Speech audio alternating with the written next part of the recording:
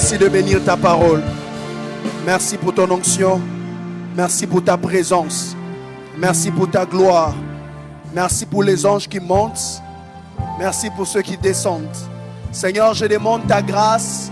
J'implore ta grâce. Saint-Esprit, s'il te plaît, fais-moi grâce d'être une source de bénédiction pour un homme, pour une femme, pour un couple, pour une famille, pour quelqu'un qui est venu ce soir, quelqu'un qui va nous suivre en ligne. Esprit de Dieu, libère une atmosphère qui va faciliter la compréhension de la parole. Libère une atmosphère qui va faciliter le miracle. Libère une atmosphère qui va faciliter l'exaucement. Libère une atmosphère qui va permettre à quelqu'un d'arriver là où le ciel a prévu qu'il arrive. Ce soir, nous prions, Seigneur, pour la gloire de ton Saint-Nom. Merci, Seigneur, de prendre contrôle de ces moments et d'accomplir ta volonté. Nous n'attendons pas voir. Nous croyons avoir reçu. Nous t'acclamons maintenant. Tu peux le faire pendant la parole. Tu peux le faire pendant le moment de prière. Nous t'acclamons déjà. Tu peux le faire même pendant le moment des offrandes. Nous te célébrons, Père, car nous croyons avoir reçu et nous les verrons s'accomplir. Quelqu'un m'aide à dire 3 fois Amen, Amen, Amen. Amen. Aide-moi à dire à ton voisin le plus proche, cher voisin, on va lire la parole de Dieu, mais je te salue au nom du prédicateur. Alors que nous sommes debout, nous allons prendre dans nos Bibles le livre de Luc chapitre 23 à partir du verset 17 à 25, Exode 12, verset 12 à 13, 50 à 51. Alors que nous sommes en train d'apprêter nos Bibles, je disais Luc chapitre 23, verset 17 à 25, Exode 12, 12 à 13 et 50 à 51. J'aimerais m'acquitter d'un devoir, celui de dire merci à Dieu pour sa grâce et pour sa bonté, mais aussi merci à l'ange de cette église, le responsable, pasteur Marco, pour la marque de confiance, pour la main d'association. Est-ce qu'on peut acclamer Dieu pour son serviteur, le pasteur Marco, ainsi que Maman Bereka? Que Dieu leur bénisse abondamment. Si tu le crois, aide-moi à dire Amen. Et je vous transmets aussi les salutations de l'apôtre Marcelo Jérémie Tonassi. Amen. Alors, nous sommes dans Luc chapitre 23, versets 17 à 25. Celui qui trouve m'aide à dire Amen. Il est écrit, à chaque fête, la fête dont il s'agit, c'est la fête de Pâques. À chaque fête, il était obligé. Dis à ton voisin, il était obligé. Il y a des jours où la Pâque revêt un caractère obligatoire. Il était obligé de relâcher un prisonnier. Ils s'écrièrent tous ensemble, fais mourir celui-ci c'est Jésus. Et relâche-nous Barabbas. Cet homme avait été mis en prison pour une sédition qui avait eu lieu dans la ville et pour un meurtre. Donc c'était un meurtrier. Pilate leur parla de nouveau dans l'intention de relâcher Jésus et ils crièrent, crucifie, crucifie-le. Pilate leur dit pour la 3e fois, quel mal a-t-il fait? Je n'ai rien trouvé en lui qui mérite la mort. Je le relâcherai donc après l'avoir fait battre de verge. Donc je vais le frapper et je vais le relâcher. Verset 23. Mais ils insistèrent à grands cris, demandant qu'il fût crucifié, et leurs cris l'emportèrent. Pilate prononça que ce qu'ils demandaient serait fait. Il fit quoi? Il relâcha celui qui avait été mis en prison pour sédition et pour meurtre, et qu'il réclamait. Et il livra qui? Jésus à leur volonté. Exode 12, verset 12 à 13, ainsi que le verset 50 à 51. Il est écrit dans Exode 12, 12 à 13. Cette nuit-là, dit l'Éternel, je passerai dans le pays d'Égypte. Moi, Dieu, je ferai quoi? Je frapperai tous les premiers-nés du pays d'Égypte, depuis les hommes jusqu'aux animaux. Et j'exterminerai des jugements contre tout, j'exercerai des jugements contre tous les dieux de l'Égypte. Je suis qui? L'Éternel. Les sangs vous servira de signe sur les maisons où vous serez. Je verrai les sangs et je passerai par-dessus vous. Et il n'y aura point de plaie qui vous détruise quand je frapperai les pays d'Égypte. Versets 50 à 51. Tous les enfants d'Israël firent ce que l'Éternel avait ordonné. C'est-à-dire, ils ont mis les sangs sur le poteau et les linteaux. Ils ont mangé l'agneau. C'est que l'Éternel avait ordonné à Moïse et à Aaron. Ils firent ainsi. 51. Et ce même jour, l'Éternel fit sortir du pays d'Égypte les enfants d'Israël selon leur armée. Quelqu'un m'aide à dire Amen. On peut reprendre nos places, s'il vous plaît. Vous pouvez lire Exode chapitre 33, le verset 20. L'Éternel dit à Moïse, Exode 33, le verset 20, l'Éternel dit à Moïse, tu ne pourras pas me voir ou tu ne pourras pas voir ma face, car l'homme ne peut me voir et vivre. C'est l'Éternel qui dit à Moïse. Quand Moïse dit à Dieu, montre-moi ta gloire, l'Éternel dit à Moïse, tu ne peux pas voir ma face. C'est-à-dire, l'homme ne peut pas me voir et vivre. La face que je te cache, parce que si tu vois ma face, tu vas mourir. En même temps, avant ce passage, il dit à Moïse, je passerai. C'est-à-dire, à Moïse, il dit, je ne veux pas que ma face te tue, mais en Égypte, il dit, je passerai. Et lorsque je passerai, je sais que ma présence a la capacité de tuer un homme. Je sais que ma présence a la capacité de juger une nation païenne. Alors, je passerai en Égypte et j'exterminerai. Dis à ton voisin, Dieu a dit qu'il passera et il l'exterminera. Et beaucoup de prédicateurs disent que c'était un démon qui était passé. D'autres, pour justifier la bonté de Dieu, ils ont dit que c'était un esprit mauvais, un esprit de mort. Mais nous avons lu, la Bible a dit, l'Éternel a dit, je passerai. C'est-à-dire, ma présence est dangereuse, plus dangereuse que les esprits qui règnent en Égypte. C'est-à-dire, ma présence a la capacité de juger et les Égyptiens, et les humains, et les animaux. C'est-à-dire, quand je vais passer, à cause de ma présence, je vais tuer les animaux, le premier-né, et les humains. J'exécuterai mes jugements sur les dieux égyptiens. La même présence, la même face. Il dit à Moïse, non, si je te la montre, tu vas mourir. Parce que personne ne peut me voir et vivre. Le plan de mon message est celui-ci. Je vais définir l'expression acquis de la croix. Je parlerai un peu de l'historique de la Pâque. Je vais essayer de parler du contexte de notre texte de base de Luc chapitre 23, le verset 17 à 25. Et je vais finir par parler ce soir, si j'aurai le temps, de 4 acquis de la croix de Jésus. Aide-moi à dire à ton voisin 4 acquis de la croix de Jésus. Je disais le plan de mon message, je vais définir l'expression acquis de la croix. Je vais parler de l'historique de la Pâque, c'est pourquoi je donnais le passage d'Exode. Je vais parler du contexte de mon texte de Luc chapitre 23, 17 à 25 et je parlerai des acquis de la croix. Par définition, c'est quoi les acquis de la croix? Les acquis de la croix, c'est ce qui est obtenu par la croix. Je répète, c'est ce qui est obtenu par la croix, sans que cela ait été auparavant déjà possédé. Un acquis de la croix, c'est une chose qui a été obtenue par la croix, sans que cela ait déjà été possédé auparavant. C'est quoi un acquis de la croix, ou les acquis de la croix? C'est ce qui est accordé de la croix de façon définitive ou définitive et incontestable. Dis à ton voisin, définitive et incontestable. C'est-à-dire ce que la croix te donne est définitive et incontestable. Personne ne peut contester ce que tu reçois par l'œuvre de la croix. Personne ne peut arracher et détruire ce qui a été établi par l'œuvre de la croix. Les acquis de la croix, c'est ce qui a été accordé par l'œuvre de la croix de manière définitive et incontestable. Dis à ton voisin, définitive et incontestable. Troisièmement, c'est quoi les acquis de la croix? C'est ce qui s'obtient par l'effort de la croix. Ce n'est pas inné, ce n'est pas naturel. Cela est obtenu par l'effort de la croix. C'est-à-dire l'œuvre de la croix a payé le prix et toi tu obtiens non pas parce que c'est inné. Ce n'est pas quelque chose que tu as obtenu parce que tu es le descendant d'eux. C'est quelque chose que tu obtiens par l'effort de la croix. Dis à ton voisin, par l'effort de la croix. Tu n'es pas sauvé parce que tu es juste, tu es sauvé par l'effort de la croix. Tu n'es pas sauvé parce que tu es un bon citoyen de la ville. Tu es sauvé par l'effort de la croix. Quand on parlera des acquis de la croix, il s'agit de choses que nous avons acquis, non pas par nos efforts, mais par l'effort de la croix. Quatrième définition? Pardon? Oh, troisième définition? Quatrième définition. Oh, pourquoi c'est timide parmi le peuple? Dis à ton voisin, tu es au quatrième point. Quatrième définition. Première définition, j'ai dit, les acquis de la croix, c'est ce qui est obtenu par la croix sans avoir été possédé déjà auparavant.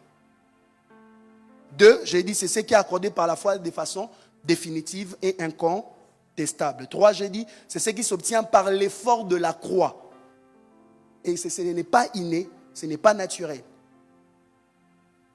Quatrièmement, c'est quoi les acquis de la croix? Ce sont des droits d'or et déjà obtenus grâce à la croix. Ce sont des droits obtenus grâce à la croix. C'est-à-dire, c'est lui qui comprend les acquis de la croix. Quand il entre dans la présence de Dieu, il se rend compte qu'il a des droits qu'il a obtenus grâce à l'œuvre de la croix. Est-ce qu'il y a des juristes ici? Il n'y a pas quelqu'un qui a fait le droit ici. C'est-à-dire, il a de droits. Quelqu'un qui comprend les acquis de l'œuvre de la croix, c'est une personne qui réalise que par l'œuvre de la croix, il a obtenu de droits devant Dieu. C'est-à-dire, il ne s'approche pas devant Dieu comme un étranger, il ne s'approche pas devant Dieu comme quelqu'un que Dieu ne reconnaît pas, il s'approche devant Dieu comme un ayant droit. Aide-moi à dire à ton voisin, grâce à l'œuvre de la croix, tu es un ayant droit. Vous savez, si un Espagnol venait ici au Cameroun, il veut faire certaines choses, on va lui dire, non, tu n'as pas le droit de le faire, tu n'es pas Camerounais. Mais si un Camerounais veut le faire, on dit, oui, tu es dans la légalité, tu es Camerounais, tu peux le faire. Alors je prie que pendant ces programmes, que par la grâce de Dieu, que Dieu te révèle les droits que tu as en Christ. Je disais que Dieu te révèle les droits que tu as en Christ. Ma prière et ma demande à Dieu, que Dieu te rappelle tout ce que tu as obtenu par la croix, que la croix a payé le prix pour toi au nom de Jésus. Alors c'est quoi la Pâque? La Pâque, c'est la passation de l'Éternel. 1, c'est la passation de l'Éternel. 2, c'est la sortie d'Israël de l'Égypte. Pourquoi la passation? Dieu dit, je passerai. En cette nuit-là, je passerai. Pourquoi je veux passer? Parce que j'aimerais juger l'Égypte. Et voici comment vous allez échapper au fait que ma présence a la capacité de tuer. La seule façon d'échapper, c'est de tuer un agneau. C'est-à-dire, je viens juger l'Égypte, vous êtes en Égypte, mais pour être épargné du jugement que je vais infliger en Égypte, vous devez tuer un agneau. Qu'est-ce que Dieu veut dire? Dieu veut dire que tous ceux qui habitent en Égypte doivent mourir. Mais ceux-là qui seront épargnés, ce sont ceux qui vont transférer leur mort sur un agneau. Et ils vont prendre le sang et mettre sur les poteaux et les linteaux. Quand Dieu va venir, Dieu verra qu'ici quelqu'un est mort, je ne vais plus tuer quelqu'un d'autre. C'est ça la Pâque. La Pâque, c'est la passation de Dieu. Quand Dieu vient, il voit les sangs sur le poteau et les linteaux. Il dit quelqu'un est mort, quelqu'un d'autre ne peut pas mourir. Là où la mort est passée, la mort ne peut plus repasser. C'est-à-dire dans la stratégie de Dieu, que tu sois juif, que tu sois égyptien, si tu ne mets pas les sangs sur le poteau et les linteaux, tu es foutu. La seule chose qui peut te sauver, c'est mettre les sangs sur le poteau et les linteaux. Si tu te réclames être juif, tu te réclames d'être de la postérité d'Abraham, mais tu négliges la recommandation de Dieu, tu ne laisses pas un agneau mourir à ta place, tu vas mourir. Ceux-là seront épargnés, ceux qui vont accepter de transférer la mort vers un animal. Aide-moi à dire à ton voisin, l'agneau pascal. Cette nuit-là, Dieu est passé. Et lorsque Dieu passe, automatiquement, la même nuit, leur délivrance a commencé et ils sont sortis de l'Égypte.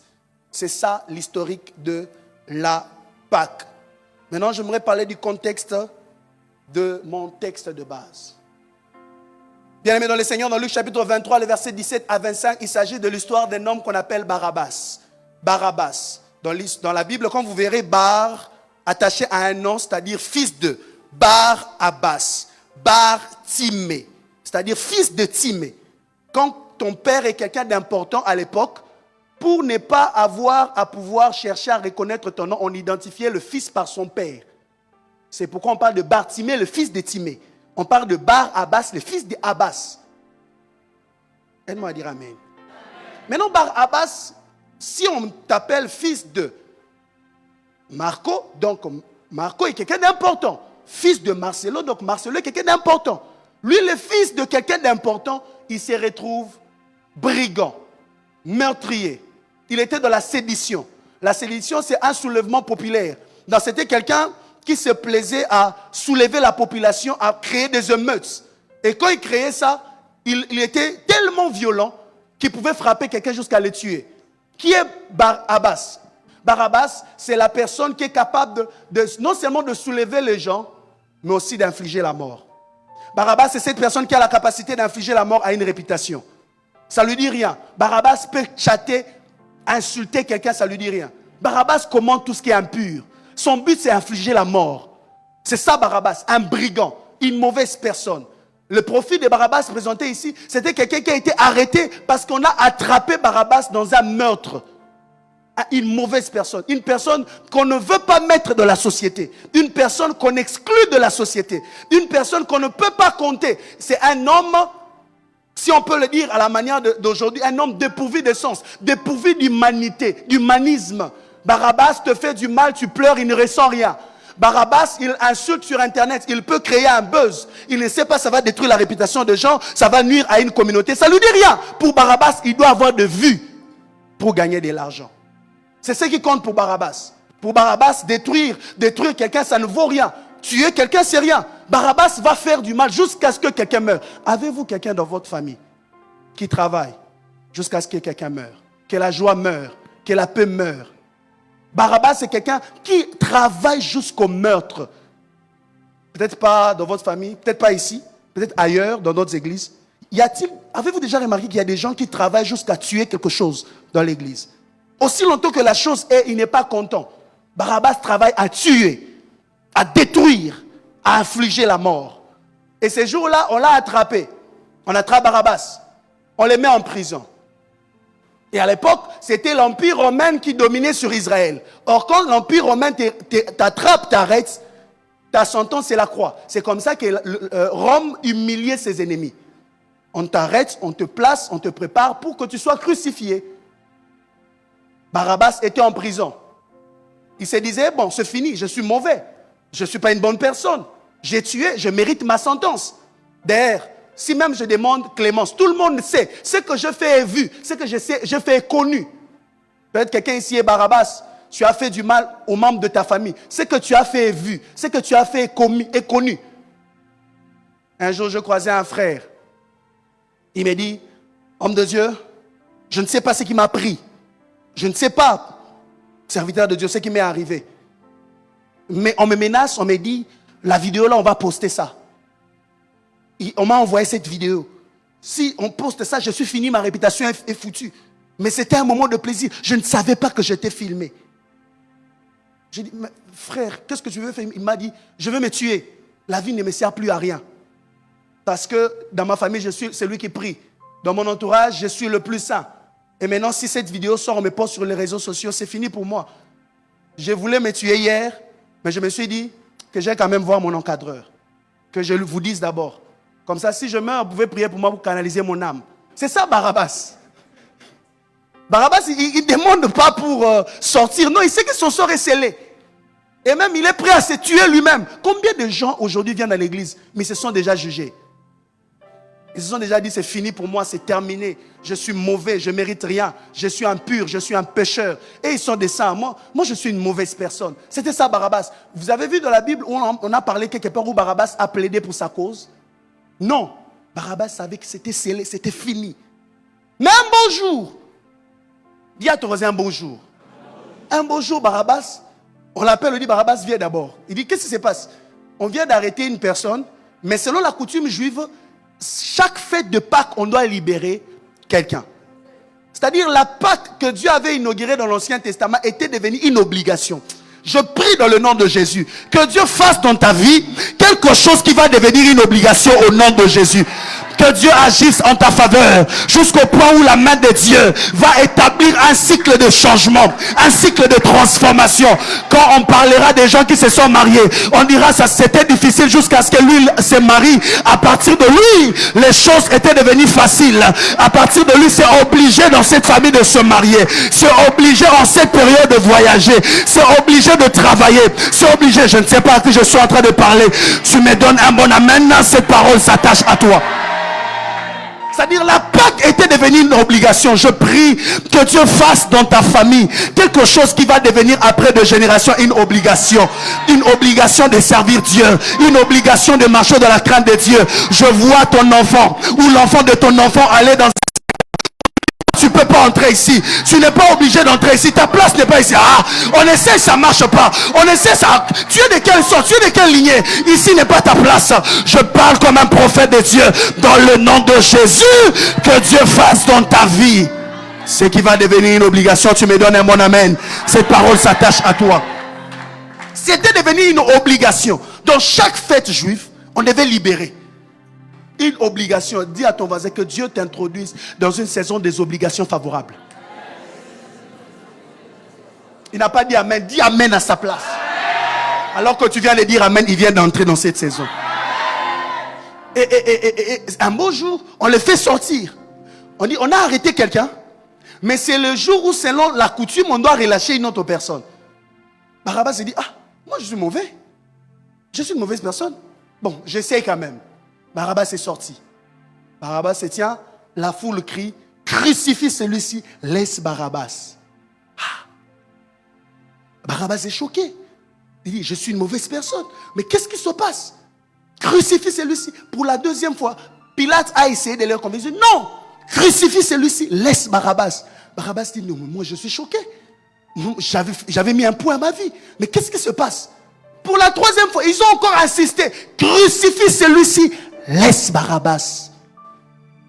Barabbas s'est dit, là c'est sérieux. C'est ici que j'introduis les acquis de la croix. Quels sont les acquis de la croix? Qu'est-ce que la croix nous a donné? La Bible déclare ce qui suit. Luc chapitre 23 verset 18.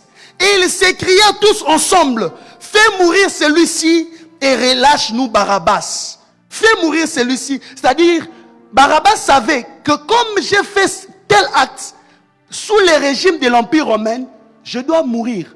C'est pourquoi si vous regardez la suite de l'histoire, il y avait 3 croix, il y avait 2 brigands à gauche et à droite. Un brigand au milieu manqué. Parce que la croix du milieu, ce n'était pas la croix de Jésus. C'était la croix de Barabbas. Il fallait 3 brigands.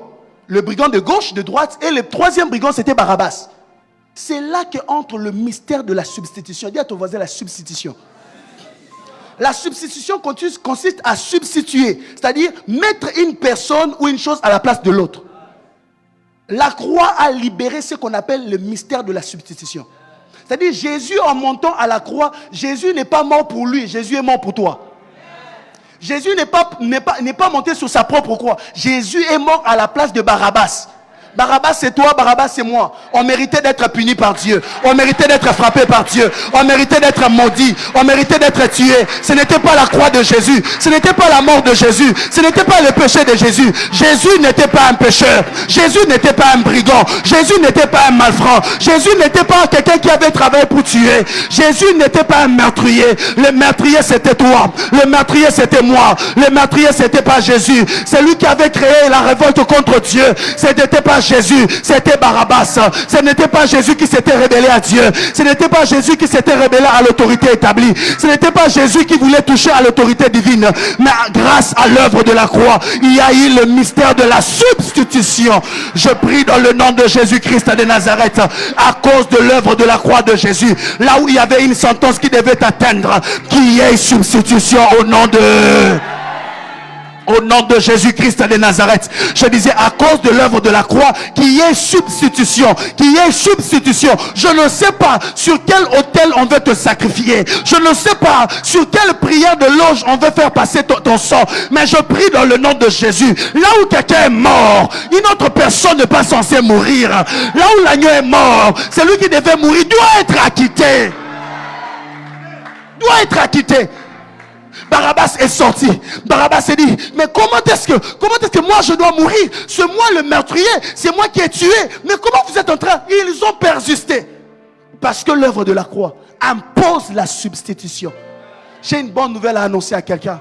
Peu importe le temps que tu as passé dans le péché, peu importe le mal que tu as fait dans le passé, peu importe la manière vaine que tu as eu à vivre, que même tu as hérité de tes pères, la bonne nouvelle que Dieu m'a dit de t'annoncer est qu'à la croix, Jésus n'est pas mort pour lui-même. Jésus n'était pas mort pour ce péché. Jésus n'était pas mort parce qu'il était meurtrier. Jésus était mort parce qu'il avait accepté de prendre ta place.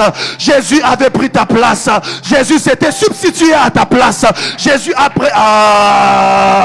C'est pourquoi il est écrit, les châtiments qui nous donnent la paix était tombé sur lui. La colère de Dieu qui devait venir sur nous était tombée sur lui. La malédiction qui devait venir sur nous était tombée sur lui. C'est pourquoi ces jours-là, tous les parents israélites se disaient, moi aussi j'ai un fils aîné. Pourquoi mon fils aîné n'est pas mort? Ton fils aîné n'est pas mort parce qu'il y a un agneau innocent qui est mort. Il y a un agneau innocent qui est mort. Un agneau qui n'était pas qui ne méritait pas le jugement de Dieu. Il est mort à la place de ton fils. Il est mort à la place de ta maison. Jésus a pris la place de Barabbas. Barabbas. Il échappe alors que son sort était fini. Il échappe alors que son sort était scellé. Aide-moi à dire à ton voisin, Jésus a pris ta place. C'est pourquoi dans Exode chapitre 12, verset 13, David déclare, les sangs vous servira de signe sur la maison où vous serez. Je verrai les sangs et je passerai par-dessus vous. Il n'y aura point de plaie qui vous détruise. Pourquoi? Parce que déjà quand je verrai les sangs, je vais me rendre compte que quelqu'un d'autre est mort. Un innocent a pris la place d'un coupable. Un juste a pris la place d'un injuste. Un parfait a pris la place d'un imparfait. C'est lui qui n'avait rien fait. Puis il a dit, quand je le regarde, il n'a pas fait de mal. Attendez, je vais les frapper, je vais les libérer. Ils ont dit non. Si tu le libères, tu détruis le mystère de la substitution. Il doit mourir à la place du pécheur. S'il ne meurt pas à la place du pécheur, pourquoi il est le sauveur? Il est sauveur parce qu'il doit prendre la place du pécheur. Il est sauveur parce qu'il doit mourir à la place du pécheur.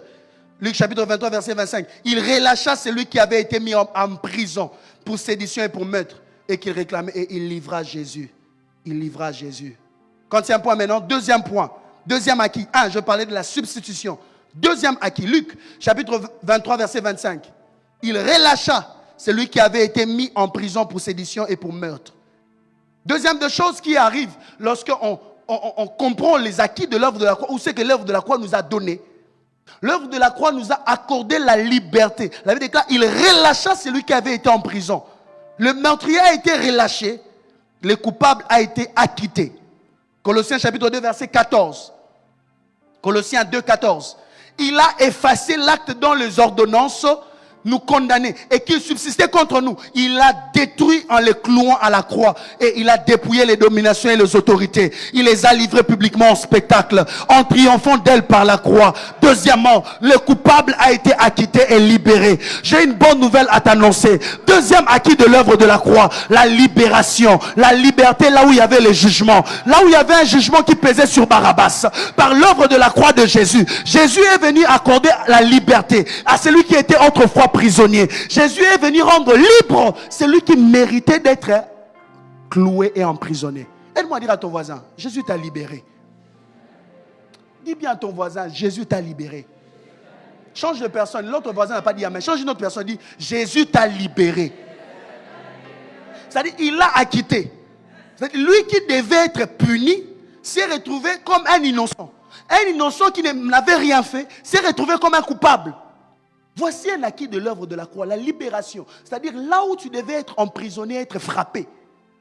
Les châtiments qui devaient venir sur toi et venir sur quelqu'un d'autre. En fait que toi, tu deviennes libre comme celui qui était libre avant d'être emprisonné. Qu'est-ce qui se passait? Il y a eu comme un transfert. Il y a pour moi transfert. Il y a eu un transfert. Le juste a pris la place de l'injuste, en fait que l'injuste prenne la place du juste. Celui qui était censé être condamné a été acquitté parce que celui qui n'était pas condamné a été condamné. C'est-à-dire celui qui devait mourir a été épargné de la mort parce que celui qui ne méritait pas la mort a été mis à mort.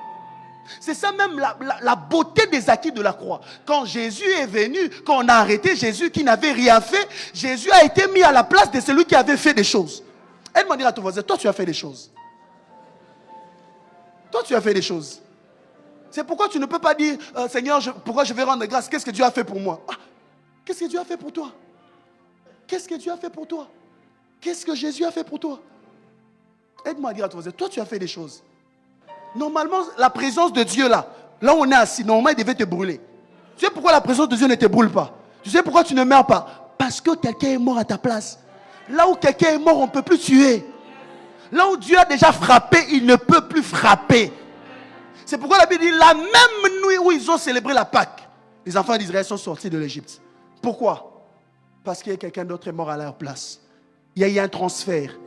Celui qui était innocent a été livré à la mort. Ceux qui devaient être esclaves jusqu'à la mort ont été acquittés et libérés. J'annonce au nom de Jésus-Christ de Nazareth, à cause de l'œuvre de la croix de Jésus, que la liberté de Christ soit ton partage. Je disais, que la liberté de Christ soit ton partage. Reçois la liberté au nom de Jésus. Reçois la liberté spirituelle. Reçois la liberté financière. Reçois la liberté matérielle. Je ne sais pas dans quel enclos tu as été placé. Je ne sais pas dans quelle limite tu as été déposé. Mais au nom de Jésus, à cause de l'œuvre de la croix de Jésus, j'annonce ta liberté. J'annonce ton affranchissement. Je disais, j'annonce ta liberté. Je déclare ton affranchissement.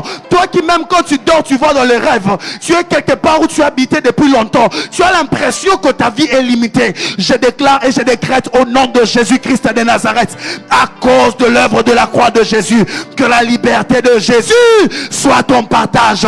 Si tu le crois, aide-moi à dire, je suis libre. Pendant que tu le déclares, que ton esprit soit libre, que ton âme soit libre, que tes mains soient libres, que tes affaires soient libres. Au nom de Jésus-Christ, j'annonce la liberté. Je libère la liberté. Je te communique la liberté. Au nom de Jésus-Christ de Nazareth, je sens une atmosphère de liberté. Waouh! Il a effacé l'acte dont les ordonnances nous condamnaient. Barabbas, pasteur Barabbas s'était dit, oh, mais j'étais condamné. Pourquoi je ne meurs pas? C'est que Barabbas ne savait pas. Quand Jésus prend ta place, la charge tombe. C'est pourquoi l'apôtre Paul dit, il y a donc maintenant. Avant il y en avait, mais maintenant. Il y a donc maintenant, quelques-uns, certaines, aucune condamnation pour ceux qui sont en Jésus-Christ. Il n'y a donc maintenant aucune condamnation qui peut peser sur toi, qui peut peser sur ton esprit, qui peut peser sur ton âme, qui peut peser sur ça. Il n'y a donc maintenant aucune condamnation. Et l'apôtre va plus loin, il dit, qui accusera les élus de Dieu? Qui les condamnera? Qui va encore accuser Barabbas alors que Jésus a déjà pris sa place? Qui va encore les condamner? Est-ce les liens? Est-ce les réclamations familiales? Est-ce ton oncle qui est mort, qui dépendait du souffle de vie de l'Éternel? Est-ce les sorciers que Dieu réveille le matin, lui-même il dort, il ronfle, il ne sait pas s'il va se réveiller le matin? Qui va te condamner? Rien. Personne ne peut condamner celui que le Fils de Dieu a acquitté. C'est ainsi que s'accomplit la parole qui dit, celui que le Fils de Dieu a franchi, celui que le Fils de Dieu libère. Il n'est pas partiellement libre, il n'est pas des fois libre, il n'est pas libre pendant un temps, il est réellement. Tape la main de ton voisin, dis-lui, tu es libre. Tu es libre. Est-ce que tu peux prendre ta place? Troisième acquis. Luc chapitre 23, verset 19. Car cet homme avait été mis en prison pour une séduction qui avait eu lieu dans la ville et pour un meurtre. On insiste, on dit pour un meurtre. On disait, qui tue par le peu périt par le peu. La vie va répondre à la vie. Pourquoi on insiste pour un meurtre? C'est-à-dire, cet homme, à cause du fait qu'il a tué, doit mourir. Cet homme, Barabbas, il est sous une sentence qui réclame la mort à cause de la mort qu'il a infligée. Puisque lui l'a tué, lui aussi doit mourir. C'est ça la logique. Barabbas, lui-même, quand il était en prison, il savait que pour moi, c'est fini. Comme je suis là, j'attends seulement le jour de ma crucifixion, je meurs. Je n'ai même pas besoin de justifier. Il n'y a pas de moyen de justifier. Il n'y a pas de preuve. Parce que déjà, ce qui est grave, tu as tué. Tu dois mourir. Et Barabbas attendait la mort. Déjà, le sort était scellé. La mort pesait sur lui. Il sentait une atmosphère de mort. Il se disait, si je ne meurs pas aujourd'hui, peut-être demain. Peut-être me reste quelques heures. Peut-être le soir, on va me tuer. C'est comme quelqu'un ici s'est dit, je sens comme une oppression de la mort. Comme si la maladie qui était sur ta mère est revenue sur toi. Comme si la maladie qui a dérangé ton père commence à te déranger. Tu sens comme une sentence de mort. La mort qui agit dans tes affaires. La mort qui agit dans ta vie chrétienne. Tu vois les autres grandir, mais toi tu stagnes. Tu vois les autres évoluer, mais tu sens comme une atmosphère de mort. C'est comme si un sort est scellé sur toi. C'est comme Barabbas. Barabbas, c'est comme cet homme qui voit la mort. Il ne sait pas échapper. Dis à ton voisin, il ne peut pas échapper. C'est comme la sentence a été déjà faite. À cause de ce qu'il a commis, on insiste, on dit, il a été arrêté pour sédition et pour meurtre. Pour dire que cet homme n'a plus droit à la vie. Puisqu'il a ôté la vie, lui aussi n'a plus droit à la vie. Il ne doit plus vivre, il doit mourir. Troisième chose, que l'œuvre de la croix de Dieu donne, la croix de Jésus. Troisième acquis, la croix donne la vie à celui qui n'en avait plus. Je répète, la croix donne la vie à celui qui n'en avait plus. Barabbas qui savait que son sort avait été scellé. Ces jours-là, Barabbas se voit être libéré. Il sort comme un homme libre. Ça l'a dépassé. Ça le surpasse. Mais comment est-ce que je sors? Comment je suis en train de sortir? Comment je vis? Qu'est-ce qui se passe? Il se passe que Jésus a pris ta place et t'a donné gratuitement la vie éternelle. C'est-à-dire, c'est ici que l'apôtre Paul est en train d'expliquer, mais 1 Corinthiens chapitre 15, verset 22. 1 Corinthiens 15, 22. L'apôtre Paul dit ceci. Comme tous meurent en Adam. Dieu dit à Adam, le jour où tu mangeras, tu mourras. L'apôtre Paul dit dans 1 Corinthiens 15, 22. Comme tous meurent en Adam, de même tous vivront aussi en Christ. C'est-à-dire, en Adam, nous sommes morts, nous sommes sujets à la mort. Mais en Christ, nous avons la vie qu'on avait perdue en Adam. On était sujets à la mort. Mais grâce à l'œuvre de la croix de Jésus, il nous a donné la vie éternelle. Je ne sais pas à qui je suis en train de parler, mais je t'annonce une bonne nouvelle. Jésus t'a donné la vie éternelle. Jésus t'a donné la vie éternelle. Jésus t'a donné la vie éternelle. En Jésus, tu as la vie éternelle. Je disais, en Jésus, tu as la vie éternelle. Je ne sais pas si tu vis sur une pesanteur de mort. La mort n'a pas le droit de t'emporter. Je parle à la mort qui est en train de guetter ta vie. Je parle à la mort qui guette la vie de tes enfants. Je parle à la mort qui menace ta santé. Je parle à la mort qui a commencé à ronger tes reins, qui a commencé à toucher ton sang, qui a commencé à ronger tes yeux, qui a commencé à toucher ton esprit. Je suis en train de parler à cette mort à cause de l'œuvre de la croix de Jésus. Tu n'es pas sujet à la mort. Reçois la vie au nom d'eux. Et Jésus vient et dit, moi je suis venu pour que mes brebis soient de la mort, pour que mes brebis aient la vie et qu'elles soient dans l'abondance. Aide-moi à dire à ton voisin, reçois la vie en abondance. Que cette vie abondante commence ici au culte. Que ça se manifeste sur ton chemin de retour. Que ça se manifeste dans ta carrière. Que ça se manifeste dans ton ministère. Que ça se manifeste dans tes projets. Que ça se manifeste dans ta famille. Ce soir, quand tu rentreras à la maison, ne dors pas seulement. Avant de dormir, rassemble la famille. Il y a tes frères. J'ai reçu Christ, j'ai la vie. On sentait un esprit de mort dans la maison. Je vous communique la vie. Je libère la vie dans cette maison. Je libère la vie dans ces foyers. Je libère la vie dans mes affaires. Je vois quelqu'un après ce culte aller toucher quelque chose qui représente ses affaires, qui représente son entreprise, pour dire je libère la vie ici, je libère la vie ici, je reprends la vie ici, parce que Jésus m'a pas seulement donné la vie, mais il m'a donné une vie en abondance. Je ne sais pas à qui je suis en train de parler, mais j'annonce au nom de Jésus que la vie de Dieu t'affecte, que la vie de Christ t'affecte, que la vie de Christ te soit communiquée, qu'elle se manifeste. Tu me donnes un mon amen, tu reçois la vie.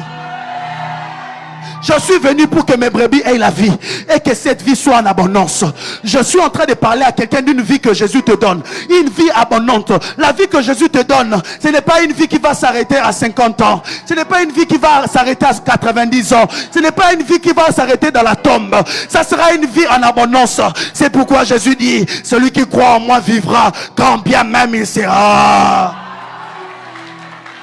Si tu le crois à partir de maintenant, que cette vie se manifeste, c'est une vie tellement abondante que la mort ne peut pas l'arrêter, que le tombeau ne peut pas l'étouffer, les séjours de mort ne peut pas. Aïe! Lorsque ta famille te dira repose en paix, cette vie au son de la trompette, à la voix d'un archange, cette vie va faire en sorte que ton corps qui s'était décomposé puisse se reconstituer, ton corps qui était pourri puisse revenir à la vie, ton corps qui a été abandonné, ton corps qui a été délaissé puisse être reconstitué. Je ne sais pas à qui je suis en train de parler, mais je te parle de la vie abondante, je te parle de la vie de Christ, je te parle de la vie abondante. Je te parle de la vie qu'un père biologique ne peut pas donner, de la vie qu'une mère biologique ne peut pas donner, de la vie qu'un boss du travail ne peut pas pas donner, de la vie qu'un gouvernement ne peut pas donner, de la vie qu'un président ne peut pas donner. Est-ce que tu es en train d'entendre la voix de Dieu qui te dit tu as la vie et la vie en abondance? Est-ce que tu es en train d'entendre la voix de Dieu qui crie tu as la vie et la vie en abondance? Tu as la vie et la vie en abondance. Tu as la vie et la vie en abondance, afin que quiconque croit en lui ait la vie et qu'il n'espérisse.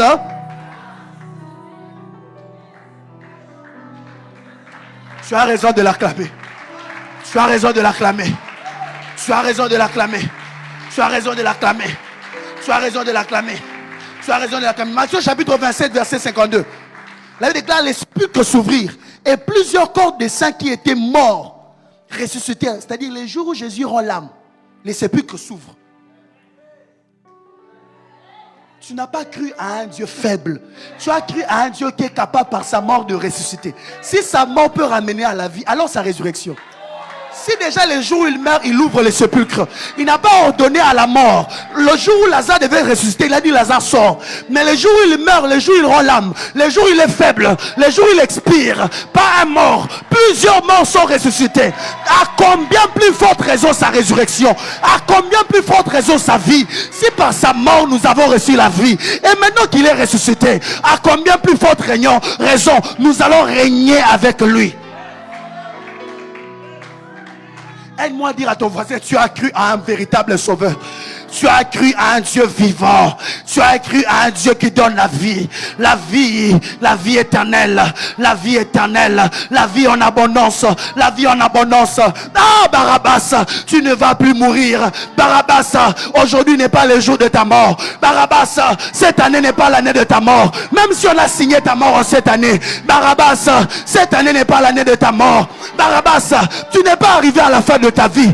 Même si tu as 75 ans. Barabbas, je te rappelle l'histoire d'Abraham. Abraham, c'était au soir de sa vie qu'il a vécu des grandes choses avec Dieu.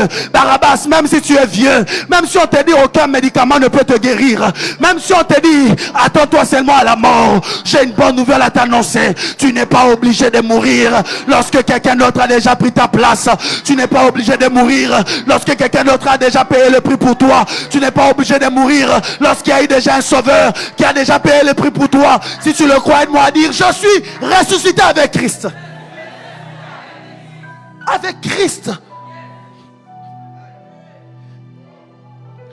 Je vois, j'imagine ces jours-là, Abbas lui-même, assis à la maison, il voit Barabbas revenir. Abbas lui dit, qu'est-ce qui se passe? Mais toi tu devais mourir. Qu'est-ce qui s'est passé? Comment tu reviens en vie? J'imagine la mère de Barabbas, il le voit revenir, il dit Barabbas vivant, libéré. Qu'est-ce qui s'est passé? Voici le quatrième point, quatrième acquis. Le quatrième acquis de l'œuvre de la croix est que la croix libère la grâce d'une seconde chance. La croix libère la grâce d'une seconde chance. Lui dont le sort a été scellé, il a reçu la grâce d'une seconde chance, la grâce d'avoir une nouvelle vie, la grâce d'avoir une nouvelle opportunité, la grâce là où il avait gâché sa vie. Dieu lui a donné une nouvelle page pour écrire son histoire, une nouvelle page pour recommencer, une nouvelle page. Je ne sais pas à qui je suis en train de parler, mais Dieu me dit qu'il y a quelqu'un ici. Tu as l'impression d'avoir gâché ta vie, tu as l'impression d'avoir gâché ta destinée. Quand tu regardes ce que tu as fait, quand tu regardes là où tu es, tu te dis je suis en retard, je suis un raté, je ne vaux rien, c'est fini pour moi, rien ne vaut plus pour moi de vivre. Dieu m'a dit de t'annoncer cette bonne nouvelle. Parmi les acquis de la croix, il y a la grâce, la grâce, la grâce, la grâce, la grâce, la grâce de ressayer, la grâce d'avoir une nouvelle opportunité, la grâce, c'est pourquoi Jésus disait l'Esprit de l'Éternel est sur moi, car il m'a oint pour annoncer une bonne nouvelle, pour envoyer libre les opprimés, pour guérir ceux qui ont le cœur brisé, mais aussi pour publier une année de grâce. Publier une année de grâce. Publier une année de grâce. Qu'est-ce qui peut faire en sorte que un homme dont le sort a été déjà scellé, un homme dont la croix a été déjà préparée, un homme dont tous les desseins étaient déjà scellés, puisse revenir être encore avec sa famille? C'est parce que cet homme a rencontré la grâce. A rencontré la grâce en personne. La grâce lui a donné l'opportunité de recommencer là où il avait fauché. La grâce lui avait donné l'opportunité et de réparer là où il avait mal fait. Je prie dans le nom de Jésus que 2026 soit pour toi une année de grâce, une année où tu vas corriger tes erreurs de 2025, de 2024, de 2023, de 2022, de 2021, de 2020, de 2019. Je ne sais pas à qui je suis en train de parler, mais Dieu me dit d'annoncer une année de grâce. Une année de grâce.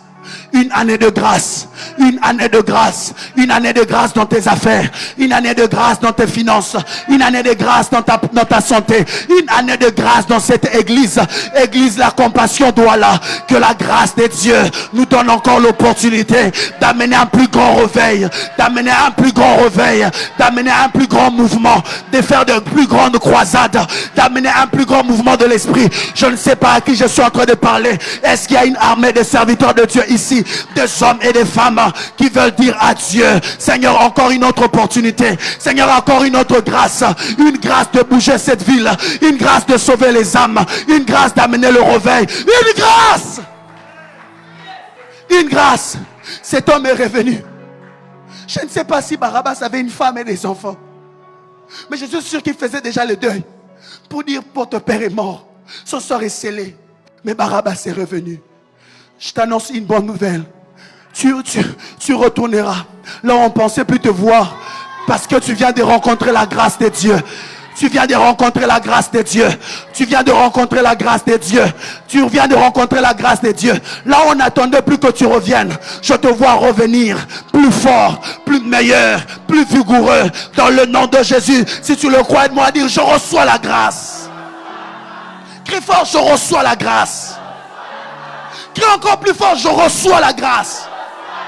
Alors que tu le déclares, que la grâce de Dieu te localise, que la grâce de Dieu tombe sur toi, que la grâce de Dieu soit ton partage, que la grâce de Dieu soit le partage de ta famille, que la grâce de Dieu soit le partage de ton esprit, que la grâce de Dieu soit ton partage au nom de Jésus. Je sens la gloire de Dieu en ce lieu.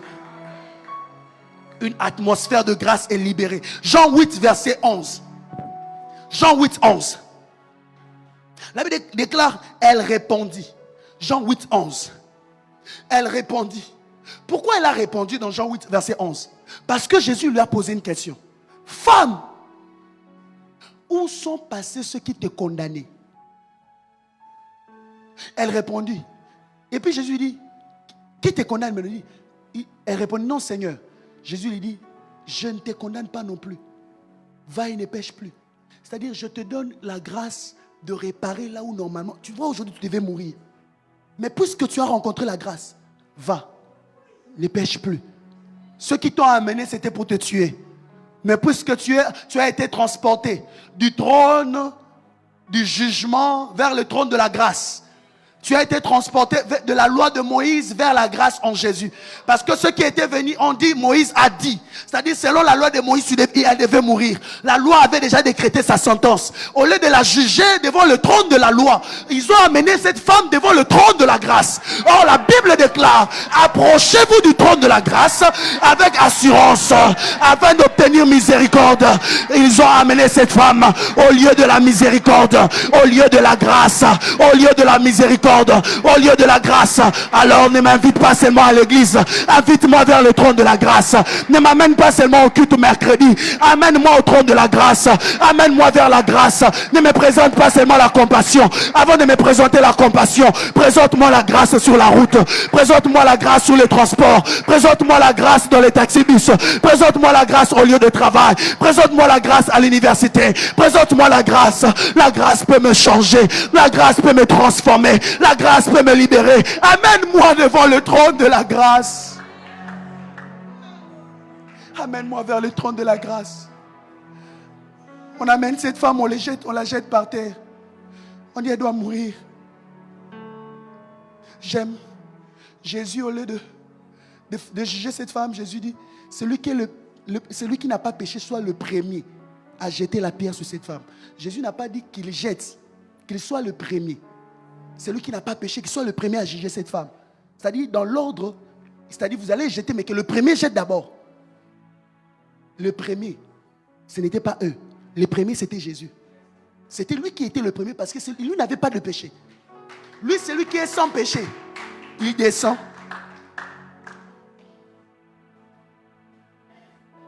commence à écrire. Il commence à écrire. Seigneur, merci. Parce que tu n'es pas un Dieu qui me demande seulement de monter. Quand tu vois que je suis par terre, je ne sais pas monter, tu sais aussi descendre. Tu n'as pas un Seigneur qui te demande seulement de monter. Tu as créé un Seigneur et un Sauveur qui, quand il voit que tu ne peux pas monter, il sait descendre. La Bible déclare, lui qui était semblable à Dieu, il n'a pas vu cela comme une proie arrachée d'être égal à Dieu. Il s'est dépouillé lui-même, il s'est humilié, il s'est rabaissé, il est descendu. Merci parce que tu es un sauveur qui sait descendre. Tu sais descendre vers ceux qui sont par terre. Tu sais descendre vers ceux qui sont jugés. Tu sais descendre vers ceux qui sont oubliés. Tu sais descendre vers ceux dont la société a abandonné.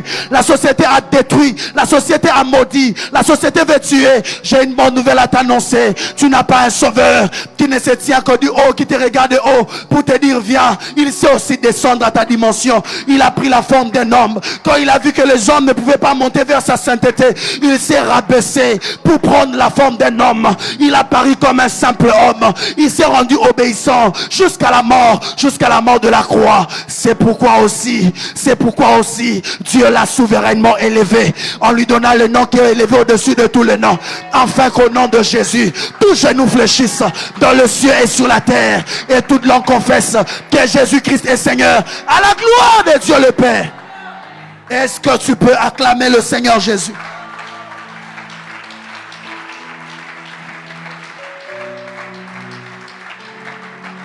La grâce